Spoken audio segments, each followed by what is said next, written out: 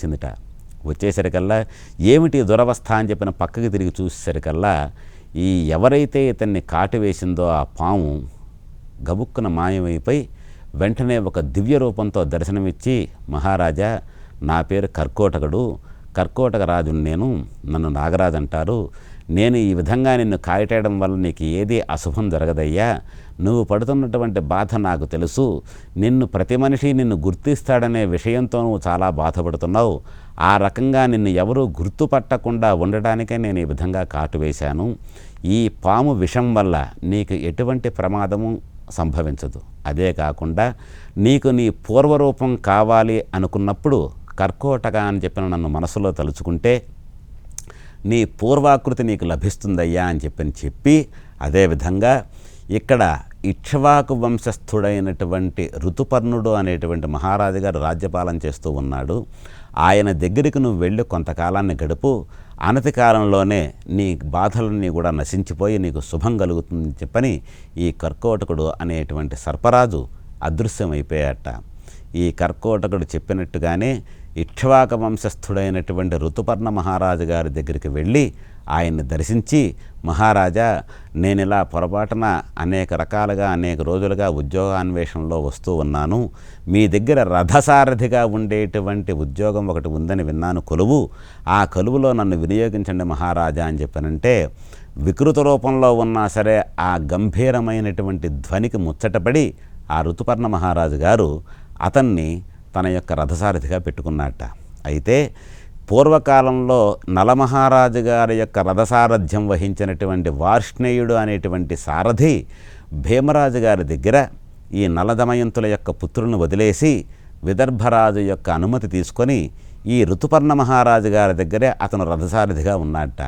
కానీ ఇతను కూడా ఉన్నాడు కదా, వచ్చాడు కదా, పర్వాలేదు ఉండండి అని చెప్పని ఋతుపర్ణుడు అనే మహారాజు గారు వీరిద్దరినీ కూడా రథసారథిగా ఉంచారు. అలాగే అదే కాకుండా ఈ నలమహారాజు గారు, మహారాజా నేను ఈ రథసారథ్యమే కాకుండా రుచికరమైనటువంటి వంటలను కూడా మీకు వండి పెడతాను స్వామి అని చెప్పని ప్రతిరోజు కూడా వంటశాలకు వెళ్ళి అతని వెనకాల ఒక సహాయకుడిని తీసుకొని, ఆ సహాయకుడి పేరు జీవలుడు అనేవాడు. ఈ జీవలుడు అనే సహాయకుడిని తీసుకొని ఎంతమందికి ఎన్ని రకాలైనటువంటి పిండి వంటలతో సహా ఏది కావాలంటే అది చేసి పెడుతూ ఉండేవాట. ఈ విధంగా నలమహారాజు గారు కురూపంలో ఉన్నటువంటి ఇతని యొక్క భోజనాన్ని ఆస్వాదిస్తూ ఈ ఋతుపర్ణుడు, ఆహా ఇంత కమ్మటి భోజనం, రుచికరమైన భోజనం నేను ఎప్పుడూ తినలేదు కదా, రూపం మాత్రం ఈ విధంగా ఉంది కానీ వంట ఎంత చక్కగా చేస్తున్నాడని చెప్పని లోపల మురిసిపోతూ ఉండేవాట. ఈ విధంగా అయిన తర్వాత కొంతకాలం గడిచిన తర్వాత దమయంతి దేవి ఏం చేయాలో అర్థం కాక ఆ రాజమాత గారి దగ్గర, అమ్మా నాకు చాలా ఇబ్బందిగా ఉంది, నా భర్త ఇంకా వస్తాడో రాడో తెలియట్లేదు, ఏం చేయాలో అవకాశం దొరకట్లేదమ్మా అని చెప్పేసరికల్లా రాజమాత విదర్భ దేశానికి కబురు పెట్టి నీ కుమార్తె నా దగ్గరే ఉందని చెప్పని ఈ దమయంతి దేవిని విదర్భరాజు దగ్గరికి పంపించుట. పంపిన తర్వాత మహారాజు గారు తన కుమార్తెను చూసి చాలా సంతోషించిన వాడే, అమ్మా నీ భర్త రాలేదనే బాధతోటి నాకు కూడా నువ్వు దూరం అయిపోయావు తల్లి, నీకంతా శుభం జరగాలనే కదా మేమంతా ఉన్నాం, కాబట్టి నీ భర్త ఆనవాళ్ళు అతి త్వరలో నీ దగ్గరకు వచ్చేటట్టుగా నేను వెతికిస్తానమ్మా అని చెప్పని ఈ దమయంతి దేవి తండ్రి అయినటువంటి భీమరాజు గారు కొంతమంది చారులను 4 దిక్కులుగా పంపించాట.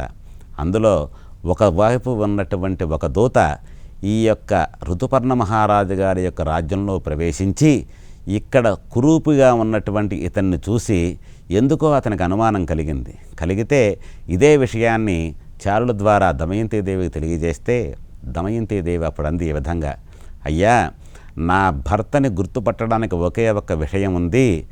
అడవిలో భార్యను వదిలేసి ఆమె కట్టుకున్నటువంటి చీరని సంహరించి అంటే విచ్ఛిన్నం చేసి దాన్ని కప్పుకొని వెళ్ళిపోయావు, ఇది ధర్మం కాదు కదా. అగ్నిసాక్షిగా వివాహమాడి దేవతల సమక్షంలో వివాహం చేసుకున్నటువంటి భార్యని ఈ విధంగా అరణ్యంలో వదిలేసి వెళ్ళిపోవడం భావ్యమా?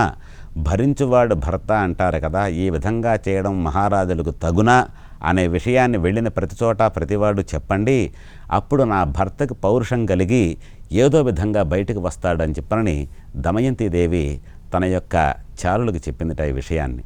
ఇదే విధంగా ఈ బ్రాహ్మడు ఇక్కడికి వచ్చి ఈ ఋతుపర్ణ మహారాజు గారి యొక్క ఆస్థానంలో ఉన్నటువంటి కురూపుణ్ణి చూసి కూడా ఈ విధంగా చెప్పాట. ఓం.